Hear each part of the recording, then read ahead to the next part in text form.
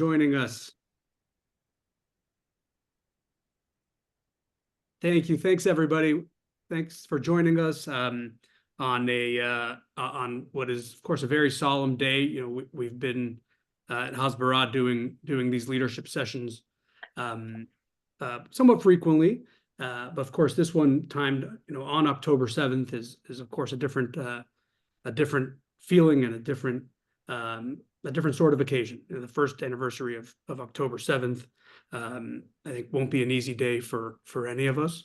And so I want to thank everybody for joining us. I know there are many events, in the Jewish communities around the world, really, and some virtual, some in person. I know I have several events today. Our Hasbara Fellows have events on virtually every college campus today as well. So I want to thank you for joining too, to the students. I know you have busy days, but it's very good to come together and just mark this solemn occasion. And I can't think of a better guest to have with us, member of Knesset Dan Illouz. MK Illouz, thank you for joining us, and very much looking forward to hearing your thoughts on both on the anniversary of October 7th and on what we are looking at and what Israel is thinking about here in this moment and going forward. So I'm looking forward to getting into all of that. For those who may not be as familiar, at Hasbara Fellowships, we work on college campuses, on university campuses across the U.S. and Canada, and we were founded to work with Jewish college students, Jewish university students, to combat anti-Semitism, and that includes the pervasive anti-Israel propaganda that we see all around the U.S. and Canada. We've been doing this work for 20 years, but it really has never been more important than in the last year. After October 7th, we all saw an explosion of anti-Semitism on college campuses, and so I want to thank everyone for just being here with us and being part of our mission. For the students on the call, I know that what we've been most known for is our missions to Israel, and taking university students to Israel and learning everything you need to know so that you can come back to your campuses as effective leaders and effective ambassadors. And you should know we are prepared, and we are moving forward with our missions to Israel this December. Students are signing up as we speak. We have no intention of canceling. And so of course, we'll take all safety precautions, and that's a conversation for a different day to get into the details of that. But I hope, to the students on the call, that for those Hasbara Fellows, encourage your peers to join us. And for other students, I hope you'll sign up and join us in Israel this December. With that, I want to introduce one of our Hasbara Fellows, one of our alumni, Sam Berg, who's going to introduce our guest speaker. Sam, take it away. Unmute yourself and go ahead. Thanks. Yes, of course. Dan Illouz is a prominent Canadian-born Israeli politician and a member of the Knesset for the Likud since January 6, 2023. His significant roles include serving on the Foreign Affairs and Defense Committee and chairing the Subcommittee for International Trade, positions that underscore his deep involvement in shaping Israel's defense policies and international trade relations. Illouz is also recognized for his active presence in international media, where he regularly defends Israel's stance on various platforms, including Fox News, CNN, News Nation, The Hill, and more. This combination of political involvement and media presence makes him a key figure in Israeli politics and a respected voice in discussions about Israel's place in the world. Dan Illouz's journey from Montreal, Canada to the Israeli Knesset is marked by dedication and service. Born on February 23rd, 1986, to Moroccan Jewish parents, he pursued a degree in law from McGill University and a degree in public policy from Hebrew University of Jerusalem. Moving to Israel in 2009, Illouz quickly became involved in local governance, serving as a city councilor in Jerusalem before making his mark on the national stage. In 2022, the MK sought election to the Knesset as a member of Likud, successfully entering the Knesset in early 2023. His tenure is marked by his contributions to the Foreign Affairs Committee and Foreign Affairs and Defense Committee, and his leadership as the chairman of the Subcommittee for International Trade. These roles highlight Illouz's commitment to enhancing Israel's security, economic relations, and trade partnerships globally. Illouz's ability to articulate Israel's policy and perspectives had made him a regular guest on international media outlets, where he effectively communicates and defends Israel's positions. His insights into Israeli politics, defense strategies, and international trade issues are sought after by audiences worldwide, making him a compelling speaker and an advocate for Israel's interests. Dan Illouz's political acumen, leadership in key legislative committees, and active media engagement position him as an influential figure in Israeli politics and an authoritative voice on issues concerning Israel's future and its role in international affairs. And with that, I'll turn it over to the MK. Sam, thank you. And MK Illouz, welcome. Thank you so much. Thank you, everyone. I'm very happy to be here with you guys. It's obviously not a happy day, but I'm happy to be here with you guys. And I think, Alan, we said that we would do this mostly questions and answers. So I'm waiting for your first question. Yes, and thank you, and thank you again for joining us.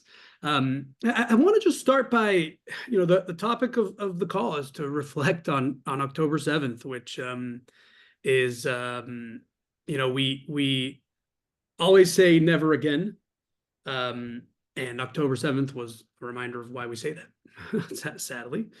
And I guess I'm just gonna ask very open, in a very open-ended way.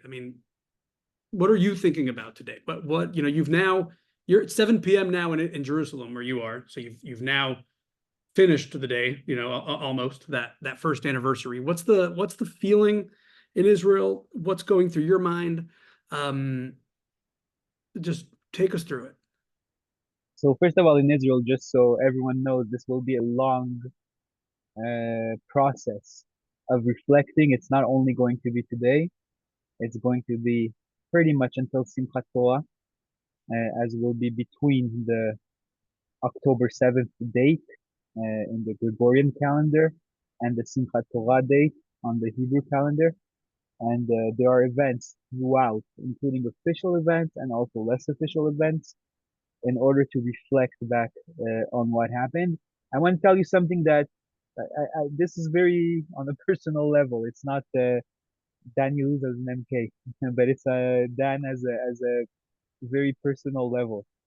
I was in Canada on October 7th. I wasn't in Israel. I was visiting Canada. I was showing around Canada to my wife. That's where I was born and raised. And I only heard about what happened from my aunt that was there, that is Lashon Shabbat, and then afterwards, after the holiday ended.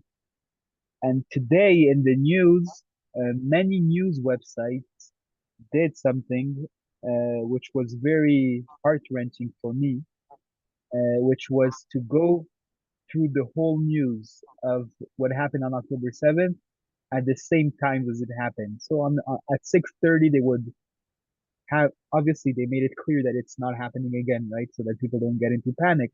But at 6:30 you would have the rockets starting, and then afterwards you would have and as someone who didn't live this live, by the way, even if I was in Israel, I wouldn't have opened the TV probably until later on. I probably would have opened the TV at some point, but only once I would have understood the extent of what was happening. And so to be living this live for the first time, basically, is crazy. A year has passed and it's still so hard to understand and to grapple with what just happened. And we as a government, we as MKs have been so focused on the response, on the war, on the military, and it's a good thing. I think that's what we need to be focused on right now, on winning this war. But you asked on a personal level, so I answered on a very personal level. It's a very, very, very intense process to go through this, to, to go through this day and to remember what happened, and really, in a very natural way, hour after hour, what happened. Right. Right. And I'm curious to ask you, as a leader in Israel and as an elected official to the Knesset, you meet with many people. And for me, I know, we saw each other in Israel in December when we took that was the first Hasbara group that we took to Israel after October 7th. And a few of you on the call were with us. And I think meeting there were a few extremely emotional moments where one was seeing burnt cars for me personally. To go up close and personal and actually put your hands on one of the burnt cars that the Hamas terrorists burned on that day, and then speaking to people intimately involved. So we met with a couple of survivors of October 7th, and we met with hostage families, including relatives of the Bibas family who are still held hostage here 9 months later.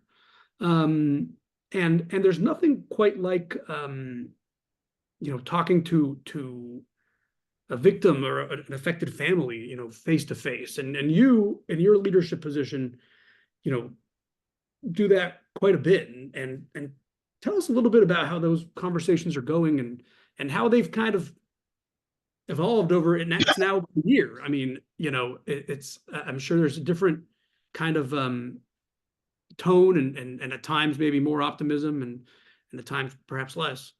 Tell us a little bit about that. There's so much to say and so little time and so much to really. Also, you have to remember that there's so many victims that it's not right to paint them in one brush, Right. Because everyone is so different. You even have, I mean, my son is named Eitan, was born 3 months ago. Alan knows that. Right. Mazal tov, Uh, yes. and one of the reasons why we called him that, or two reasons. One of the reasons because Eitan is strong, and we felt that that it was that in the name of the strength that our IDF soldiers are showing. We didn't want to choose just one hero, so we just called it after the whole generation. But one of the reasons is I spoke to the father of Eitan Mo, who's still a hostage right now in Gaza, before, in order to ask him if it's okay that I gave his name, because he's Ashkenazi and I'm Sephardic. And Ashkenazim only name after the person passes away. And I didn't want it to be a misunderstanding, as if, Chas v'shalom, that's what I was saying, and the opposite. For Sephardim, it's a segula for a long life. Right. It's a good omen for a long life.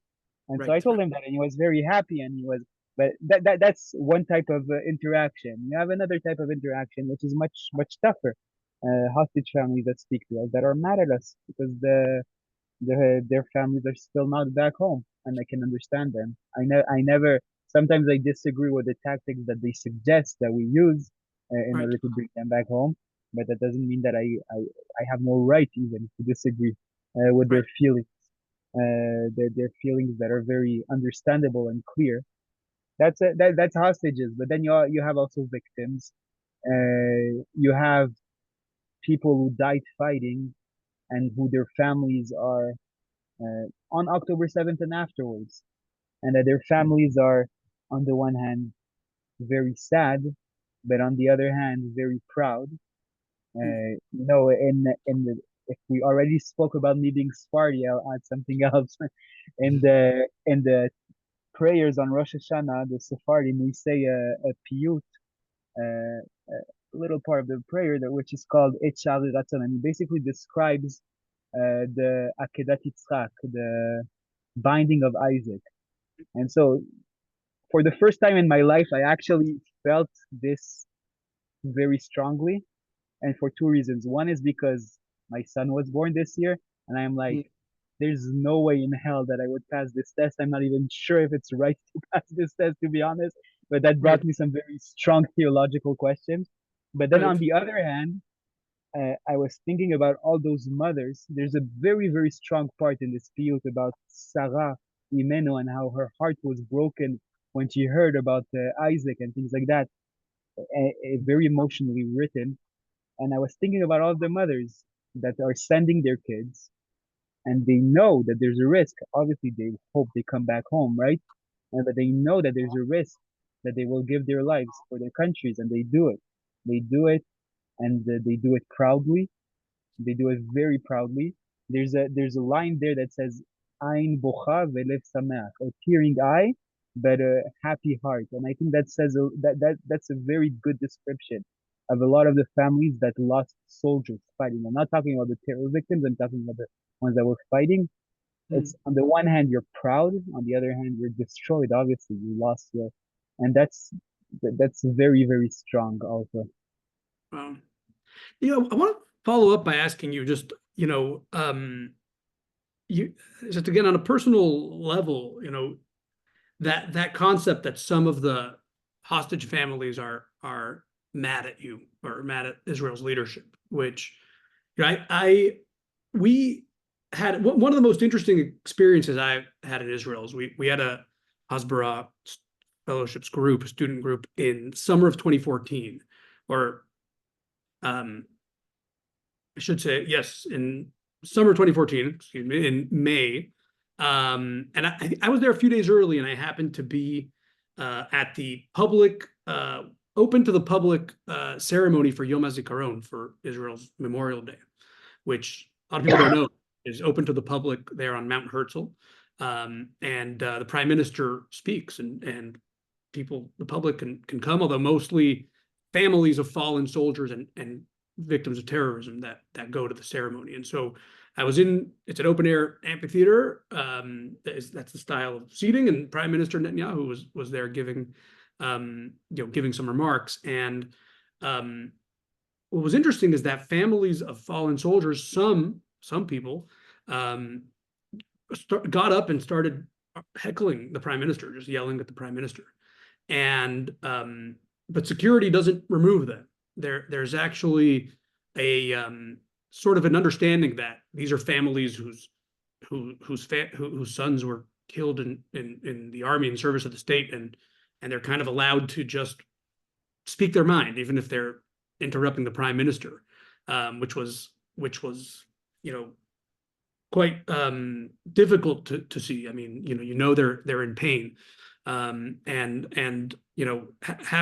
being an elected official, I'm sure you you just mentioned it. You experienced that a lot, and but I think it sounds like I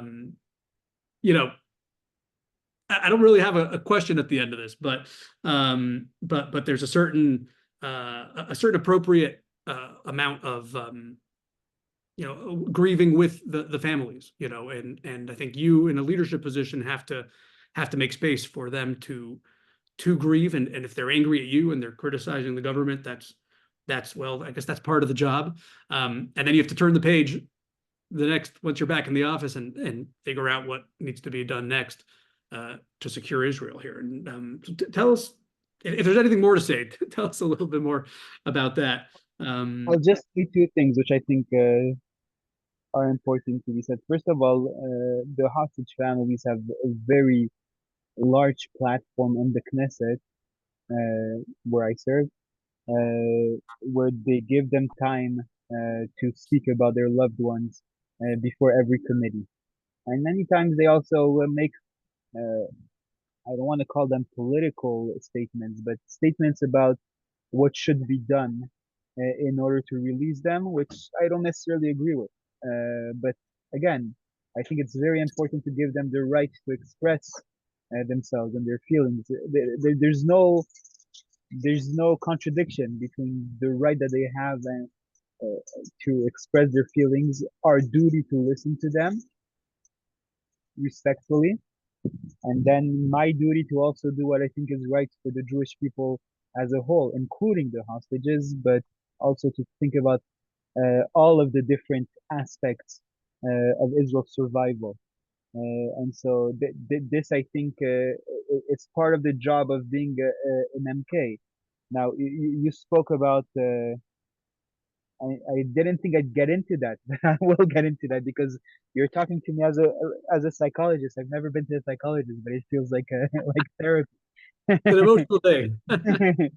But at the end of the day, you're asking how I feel when people are mad. There's been protests next to my house and things like that. I mean, to me, I feel that it's completely their right. I mean, October 7th happened under our watch, and we can try to ignore that and to put that aside and things like that.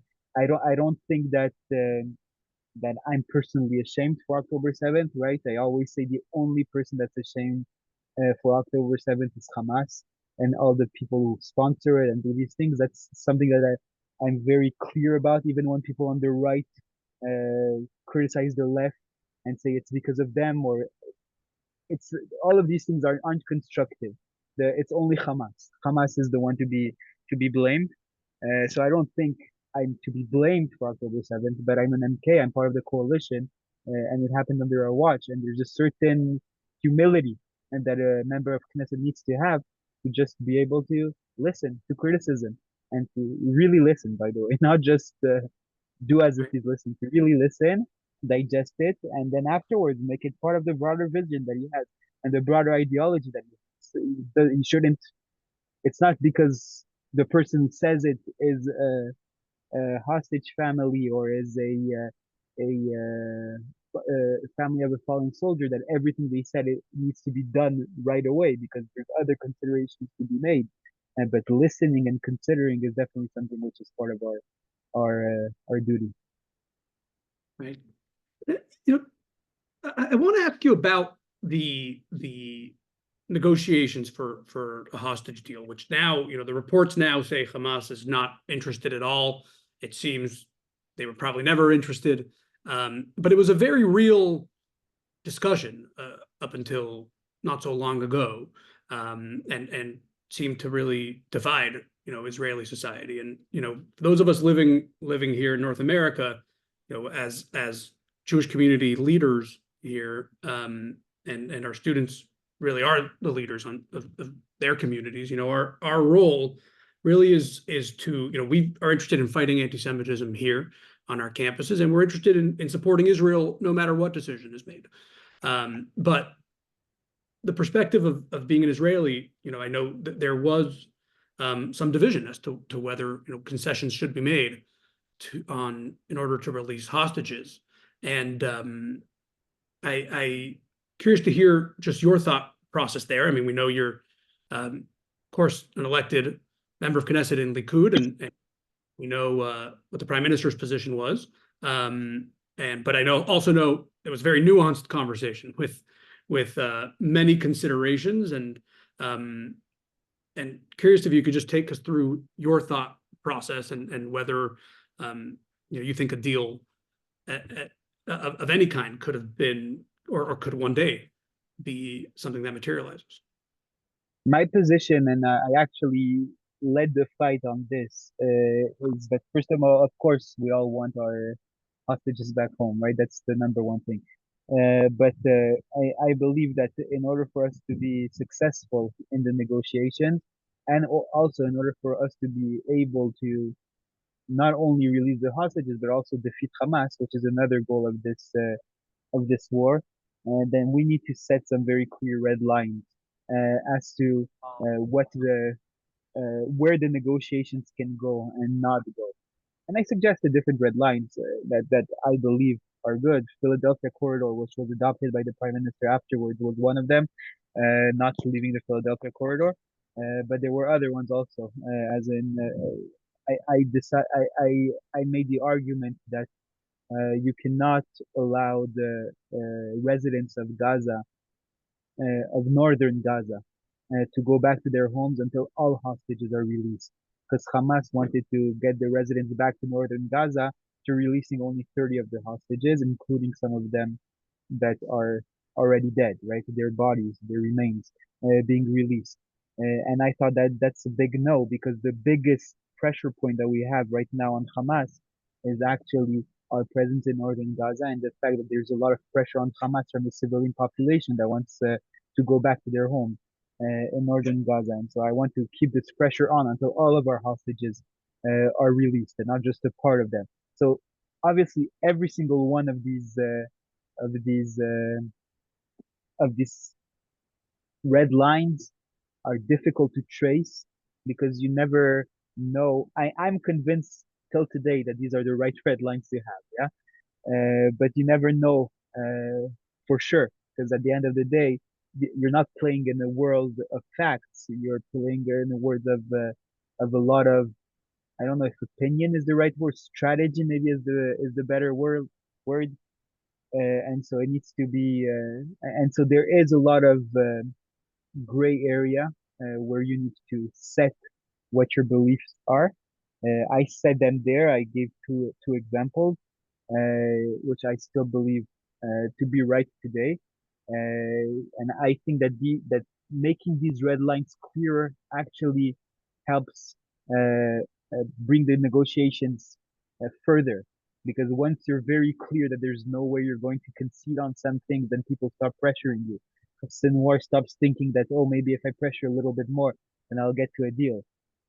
But on the other hand, I can tell you that I know for a fact that many of the families of the hostages, after the 6 hostages were brutally murdered by Hamas, I'm not talking about the families of those 6, and because of those 6, I haven't received any criticism. But families of other hostages that are afraid that the same will happen to their families spoke to me and told me, Dan, you're putting red lines, but they have no time. So again, my belief is that putting these red lines make things quicker, but they don't necessarily abide by that. And so, Right. difficult situation, but that's part of Yes. the job, I guess. Yes, difficult situation, and yeah, yeah, and you mentioned there the Philadelphia corridor, which I remember. You were gracious enough to speak with us in this exact forum about a week after October 7th last fall, and that was one of the topics we brought up. I've been taking the Hasbara student groups to the Gaza border for 15 years or so, and we've had, I don't know, a couple dozen at least over the years, senior IDF officers that speak to us there, and Philadelphia corridor always comes up. They tell us it's not that the problem isn't only Israel's border or Israel's line with Gaza, but also Gaza's border with Egypt, and that's the way that the weapons are smuggled in that are then used against us, and so it's certainly something that I know gut-wrenching decisions for you in leadership positions. Now I want to, just with the time we have left, switch gears a bit to talk about today and what's going on in the wider Middle East. Of course, we all know Israel's facing a war on 7 fronts, which, on a personal level, and I don't think we mentioned this in your bio, but you were a student leader at McGill in Montreal before making Aliyah to Israel, and you were Hasbara alumni, and you were Hillel president, and then you came back as a guest speaker this last fall to 3 campuses. We went together to Maryland, Columbia, and UPenn, and making the case. And I caused the encampments in Colombia. Say it. That's right. Yes. Yes. We Yes. were there a day before the encampment started, but I actually did Right. not cause that. But Caused it, right? I know. Yeah, you did not. They were planned, but no. As a matter of fact, you were the highest-ranking Israeli official to speak on U.S. college campuses since October 7th, and so a thing or two about making the case for Israel on campuses and in the international media. Of course, you're fluent French and English speaker. So you know a thing or two. And one of the principles that you and I have talked about, and we stress it to our Hasbara fellows often, is Israel. There's been a problem over the last couple of decades that at somewhere along the way in history, we stopped talking about the Arab-Israeli conflict, and it became the Israeli-Palestinian conflict. And it's a bit of a misnomer because it's sort of that casts Israel as Goliath, right? It's Israel's Goliath, and the Palestinians are the little David, and it's just Israel against the Palestinians. The reality is, and we tell our students this all the time, you've got to stress the fact that Israel is surrounded on all sides. It's not just Israel against the Palestinians. And really every one of Israel's wars has been a multi-front war, right? We talk about 2006, the Israel-Hezbollah war. Well, Gilad Shalit was kidnapped just before that. There were troops on the Gaza border too. You know, it's not like Israel could only focus on one enemy at a time. And so this idea of being surrounded has always been something that is crucial for telling Israel's story. And now it's just so clear, and it's so it's really kind of this concept is very much in the forefront of the news. And the prime minister has been saying we're in a seven front war here. And I think now it's clear to the world, as Israel's had to just change its focus here to Hezbollah over the last month or so. And so if I had to ask you one question, and I think I do because of time, but we know Hezbollah's depleted, right? We know that the leader has been eliminated. Much of their leadership has been eliminated. There are reports now of possibly his assumed successor being eliminated. Of course, the pager, but what does all that mean for Israel's security? We know they have rockets still, right? In fact, many were fired today. And just from your position in the Knesset, I mean, what are you looking at? To what degree has this threat been has it been degraded and decreased here? And of course, what are the Iranians thinking, and what's Israel thinking about what to do about the threat from Iran itself? So you said it very clearly. We're on a seventh front war. When it comes to Gaza, I think that the threat of the front of Gaza as a military threat has been taken care of. We still have a guerrilla group, a terrorist group called Hamas, which is thriving in Gaza, but it doesn't have the military infrastructure that it had before. And so it can do damage. It's not that it won't do damage, but the damage that it can do is not the damage an army can do. There used to be a terrorist group with an army, and they don't have an army anymore. When it comes to Hezbollah, we're just getting started. In the last few weeks, you're talking about the Beeper attack. I don't know, maybe Luxembourg did that attack. We still didn't assume responsibility. So I'm joking. But you're talking about Hezbollah. The last few weeks have been very good when it comes to the Northern Front. We've had a lot of successes. And Hezbollah, which was supposed to be a much harder front than Gaza, has been up until today. I don't want to say easy because we had the soldiers that fell in battle already, right? But it has been much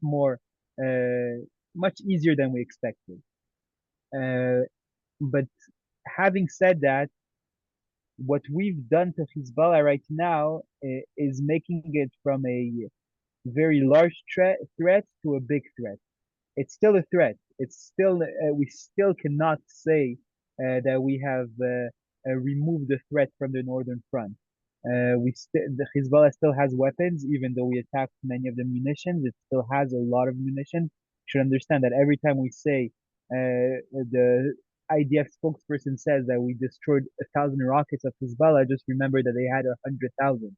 And so it's gonna take a long time to actually get things done there. Their leadership is in complete disarray right now. That's true. They're very uncoordinated. A lot of their higher echelons are just not with them anymore. They're dead. They've been eliminated, and so they're very disorganized. But it doesn't mean that a group cannot get reorganized. The last thing I want to do is to compare Israel and Hezbollah, right? I don't want to, but if just for intents and purposes, imagine if someone would have described Israel on October 7th and 8th. They would have said, Balagan, everything is in disarray. They don't know what's going on. But then we got our things together.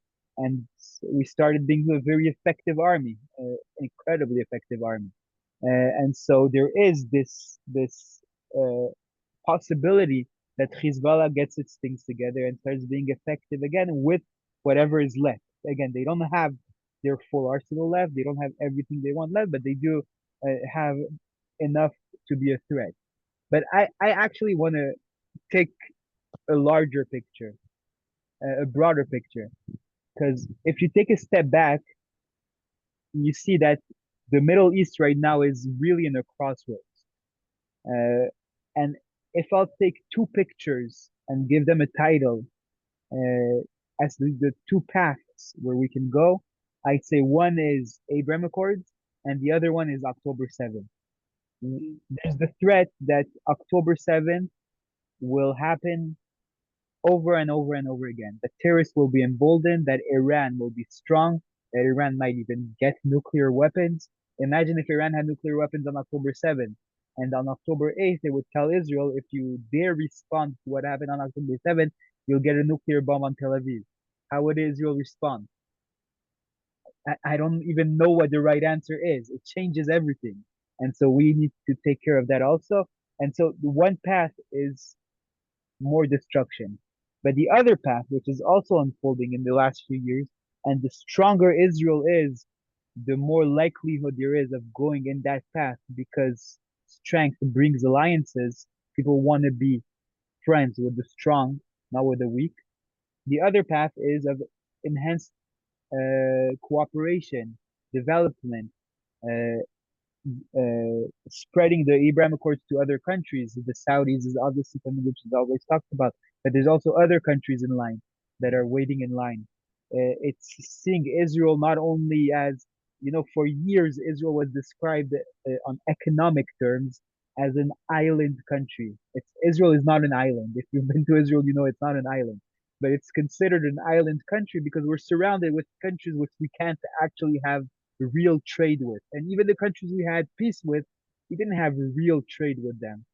But we're at a point where we have an opportunity for Israel to become maybe the World Trade Center, like the complete opposite between East and West, the new East that America and the Western world wants to develop as an competition to China, and to connect that to Europe and then afterwards to America. Israel, that's the place, and including the Arab countries, the Sunni moderate Arab countries, that path is a real potential path. I think that our goal right now needs to be to see that Iran's strategy throughout the years was to build proxies wherever there was political turmoil in the Middle East. They basically invested very smartly, by the way. We shouldn't take lightly the genius of the Iranians because they did things very, very smartly, slowly, and they were very effective. Whenever there was turmoil, they invested, they put boots on the ground. Sometimes they trained militias, and they basically took over. They did that in Iraq, in Syria, in Lebanon, of course, Lebanon being the most important. In Gaza, after we left in the disengagement, they helped Hamas take over, and in Yemen with the Houthis, and for them, they want to keep on doing this in more and more places. Our goal has to be to chip away one by one all of these proxies. We did it in Gaza. It's not relevant anymore as a military force. We should do it in Lebanon. And in my eyes, we should continue in Lebanon. I know it's a little bit, it sounds like a pipe dream, but I think it's attainable. We should continue in Lebanon until Lebanon becomes part of the Abraham Accords. That should be the goal. Not tomorrow, it won't happen. But and obviously, I don't think that Israel should continue militarily until that because joining the Abraham Accords won't happen through military threats. That's not a real peace. But we should ensure that there is some type of regime change there where Hezbollah is no longer in power. Right now, Hezbollah is in power in Lebanon. Not officially, it's a minority power, but they basically decide everything that's important. And so we should ensure that's not the case anymore and allow some other forces which exist in Lebanon. Lebanon is not like Gaza. In Gaza, most of the people hate Israel. In Lebanon, it's a much more complex society. So we should continue there until some other regime can start rebuilding and over the years become more of an ally of this Abraham Accords axis than the evil axis that we were talking about. And then afterwards, we're going to have the other challenges that are less immediate threats to Israel because they don't have immediate borders with us, but they are threats. By the way, Iran's biggest dream is to take over Jordan. They want another proxy in Jordan, and to us that would be a huge threat because it's the largest border that we have with any country. Imagine if they had Lebanon, Syria, and Jordan, that would be, and so we can't let that happen. But I think we should also be turning the tide on the other way and starting to chip away all of these proxies and bringing them to our side, not necessarily Israel's side, as in like I don't want them to be Israel's proxies. That's not how we work. We're not occupiers. They're the occupiers, you know. But I want them to be part of the axis of good, which includes Saudi Arabia and all of these moderate Arab countries. And the Abraham Accords, of course, which I know has been something you as part of the Abraham Accords caucus in the Knesset, you've been heavily involved in, and of course everyone's hoping for that, of course, as the future here for the Middle East. I want to switch gears a little bit just to talk about the university campuses, which is where we really do our work and fight against anti-Semitism here on campuses, which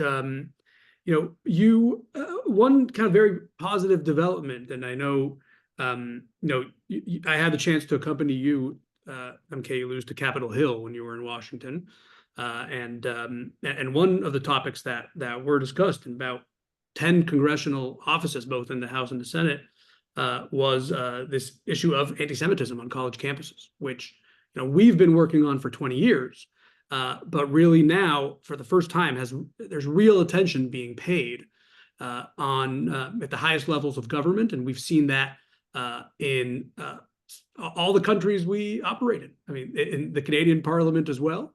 We've seen it on Capitol Hill, and you've brought our students to testify in the Knesset, and Israel's leaders are now really paying attention to the plight of Jewish students. And you started the Knesset caucus there for the advancement of helping Jewish students around the world fight anti-Semitism. And so something you've been very involved in. And one thing I wanted to actually ask you, and is just kind of in a general way, what advice you have for our students, and actually, but before I do, I actually want to cut to Yoni Wolf, who is at the University of Maryland, who is just going to actually ask you a question, and then we can get to my question. And Yoni, go ahead and I'd like you to just show us what's going on your campus. We have Hasbara Fellows here organizing October 7th memorials on about 60 plus campuses here today, and show us what's going on at College Park. Yoni, go ahead. Absolutely. Thank you for having me. So here at the University of Maryland, we have a hostage square set up. I'll go ahead and quickly show you around, but it's a pretty powerful display on our campus. We have a plaza that we've taken over and we had reserved, and along the edges are the 101 hostages that are still in Gaza. We also have these milk carton displays that are from the IAC. In the middle, we have a Shabbat table for the that was dedicated to those that were murdered on October 7th. And overall, it's a very powerful display, and it's attracting a lot of people. We do have some pretty heavy security that's keeping it safe and making sure we have no interruptions. But we've been attracting about, I'd say, at least 500 people throughout the day so far. Yeah, getting to my question though, what do you have in terms of advice for people who are encountering that anti-Semitism on campus, and how they can sort of turn to fight it? Because while we had our SJP chapter reserve our main space for October 7th, originally our administration was on our side and helped cancel the event and they canceled all events to try to keep it legal. But then SJP sued our administration and won an injunction to be able to still have their event today. So I guess when it seems like the system might be on our side, what do you have as advice for us? Thank you for your question, Yoni. And just for everyone's benefit, SJP, of course, Students for Justice in Palestine, is the group that, of course, you're referring to, and is the group that's been responsible for so much of the anti-Semitism all around the U.S. and Canada. But I'll let MK Illouz take a shot at that and share his thoughts on that. Yoni, thanks so much for showing us around and for your question. First of all, Yoni, thank you for showing us all of this. It's very inspirational. Thank you also as an Israeli for bringing all of these things up. And I'm not surprised because I know you well already since I remember you from when I visited in Maryland. And so thank you for all the work that you constantly do to represent Israel. I'll say something that might sound cliche, but I think is just right. If you stand strong and don't let yourself be intimidated and shout the truth and mean it, then people will start listening, and those who won't listen, then they won't be a threat to you anymore. If you show weakness, then they'll start stamping on you. There's people who won't listen. Yeah, I'm not saying that everyone will listen, but the question is, how much of a threat to you are they going to be? The stronger you are with your identity, with your confidence, with your ability to speak about the facts, which is why I really believe in Hasbara fellowships, not only as an alumni, but also as someone who knows things that they do. I believe in that training very much, in allowing people to know the facts and how to communicate them, etc. The more you're confident with yourself, the more you stand strong, the less the other powers can make you bend down and stample you. And that's, again, it sounds cliche and it sounds like a slogan, but at the end of the day, that's what it's all about. It's not always easy because sometimes when there's a lot of noise, it's easier to just hide. But standing strong is what will make the noise stop. If you go hide, and the noise will just get louder and louder until it's impossible to control anymore.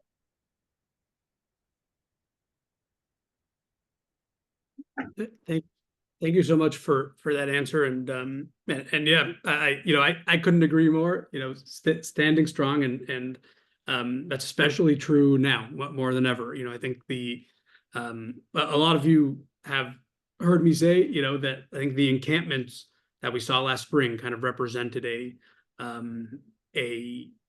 shift, a certain escalation on campuses. The anti-Semitism, generally speaking, and of course every campus is slightly different, but the anti-Semitism's reached the next level, and I think the encampments in the spring showed us that. But at the same time, we've seen many victories. We and many of you know the story of we have an Israeli student. Maya was elected student government president at Columbia.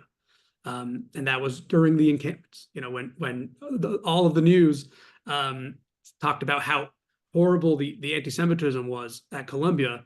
An international student from Israel, not an American Jewish student, an Israeli student, was elected student government president, which maybe shows you maybe the encampments aren't really convincing as many people as we think, and maybe we can still win.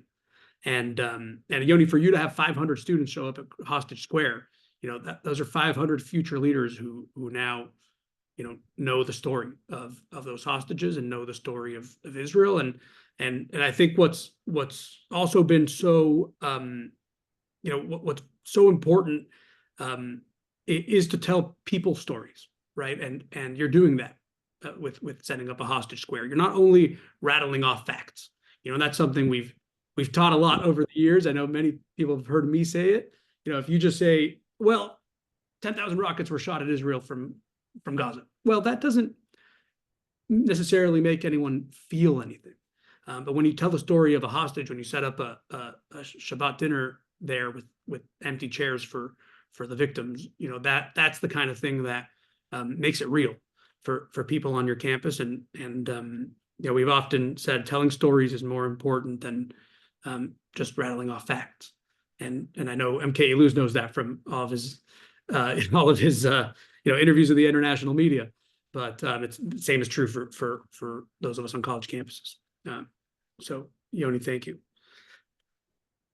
I want to ask a couple more questions, and we are running out of time, and we'll open up for the audience here in a minute. But I did want to ask you again. I'm going to change topics again, but I want to ask you about the legislation that you were involved with, MK Illouz, to make UNRWA illegal, as it were, in Israel, right? And tell us about that, and how exactly is that going to work? Would you be able to stop them from operating in Gaza? No, so the way we designed that is that our goal is to stop UNRWA's involvement in general. We think it's a toxic organization that needs to stop. It not only educates for terror, but perpetuates the Palestinian refugee problem with its unique definition for Palestinians. And I think it's a toxic organization. It was involved in helping Hamas during the October 7th massacre.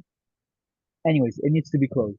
Now, the way we as legislators can do that is not necessarily write a law that says that UNRWA is going to be closed, because that wouldn't work. It's not an Israeli organization. So what we did is pass a law that forbids any Israeli official of having any contact with UNRWA. Now, when you think about this in depth, you realize that means that UNRWA won't be able to get entry visas to Israel and therefore to the Palestinian territories. It won't be able to function basically on Israeli territories. We can't really control what happens in Jordan, in Lebanon, and all of those refugee camps over there. That's beyond our reach. But what happens on Israeli territory, that is something we can control. And if they're unable by law to be in touch or in contact with any Israeli official, then that makes their work basically impossible. And so that's the law that we passed. It passed second and third reading in committee. For those who don't understand, it doesn't really matter. What matters is that there's only one vote left for it to become law, and that should happen at the beginning of next month. Wow, that's fantastic work. We know UNRWA has been such a problem for Israel over the years, and good. We look forward to seeing the results of that. As we've so much to cover, I do want to just open up to the audience for any questions. If which you can raise your hand just by clicking on participants on the bottom of your, or rather on where's the button? Reactions on the bottom of your screen, and just raising your hand, or we can ask them in the chat.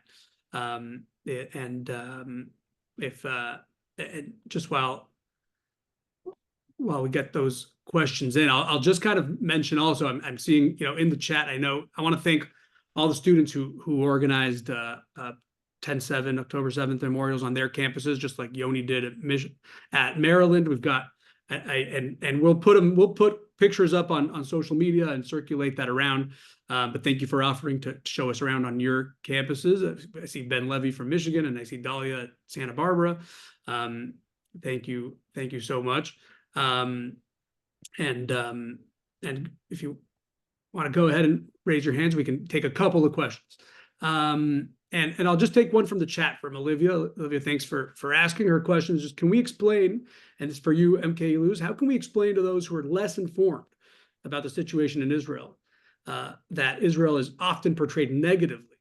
And how do you overcome that talking, or that particular piece, that talking point from the other side, that the death toll is higher in Gaza or now in Lebanon? How do you overcome that? And tell us how you answer that question when you're interviewed. So that's a question that I get not only from television, but also from diplomats all around the world. It's definitely something which is a worry to them. And I have to say that first of all, and the most important thing is to show empathy for civilian deaths, and not just say you don't care about civilian deaths in Gaza, because that shows insensitivity, and that probably doesn't make you someone that people want to connect with. And so making sure that you show sympathy for that is a good starting point. Afterwards, my talking points usually are very clear. First of all, Hamas uses civilians as human shields. This isn't something that Israel makes up. This is something we saw with our own eyes. I remember that at the beginning of the war, there were videos of IDF tanks protecting Gaza civilians from Hamas because Hamas wanted to stop them from going down the humanitarian route to a safe zone. And so that's something that you actually see with your own eyes. Hamas is embedded in civilian population. And what I usually do is ask the diplomats, uh, would you be able to give immunity to someone who did October 7th just because he to your country, because they usually don't care about the Jews, they care about their own country. To give them immunity just because they hide behind civilians, that's something that the free world cannot afford, because then it would tell the terrorist groups all around the world that if they want immunity, all they need to do is hide behind civilians. Instead of protecting civilians by doing this, you're actually endangering civilians all around the world by making this a strategy that works and making terrorist groups hide behind civilians. So that's usually what I usually say. Thank you for that. And we are almost out of time here. And before we wrap up, MK Illouz, is there anything you'd want to add? Anything we should be thinking about here going forward on this first anniversary of October 7th? The only thing I want to say is thank you to everyone on the chat, because I know that you're not just people who came in order to listen to a chat. You're also people who either donate to Hasbara fellowships or are very involved in Hasbara fellowships as a student activists. And what you do is very meaningful. The front, you spoke about the Seventh Front War, but we also know that there's another front, which is the information war, which has been incredibly significant on campuses this past year. We know that it has an impact on the, I don't want to get into American politics, but it has an impact on the considerations of the administration and its relation to Israel. And so the work that you do is actually, it's incredibly important. It allows, at the end of the day, it allows our soldiers to be able to do what they need to do more effectively. And so always remember that there's soldiers in the front line, and they're really the biggest of the heroes. But you're also part of this war, and I thank you for doing that. MK Illouz, thank you very much for joining, and I want to echo the thank you to everyone who's on the call. And indeed, we have alumni, we have current students, we have our donor network. All of you are here and play an important role. And again, I know there are a lot of 10/7 events today, and I want to thank everyone for participating in this one, and wishing everyone a Shana Tova, a happy New Year. I hope it'll be a much happier year.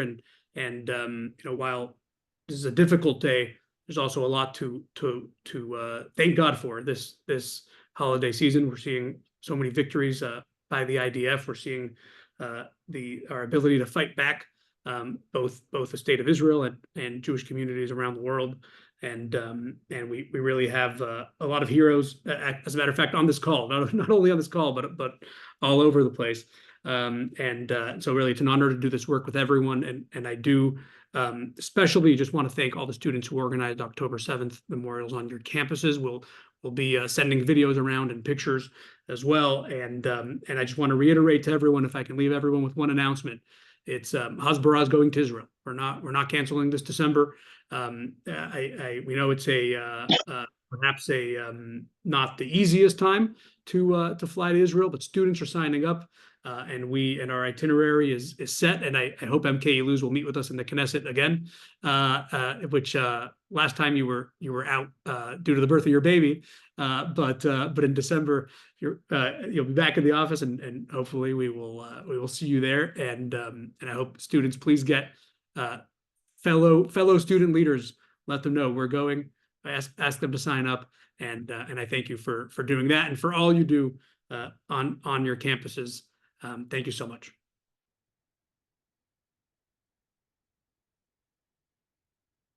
Thanks again.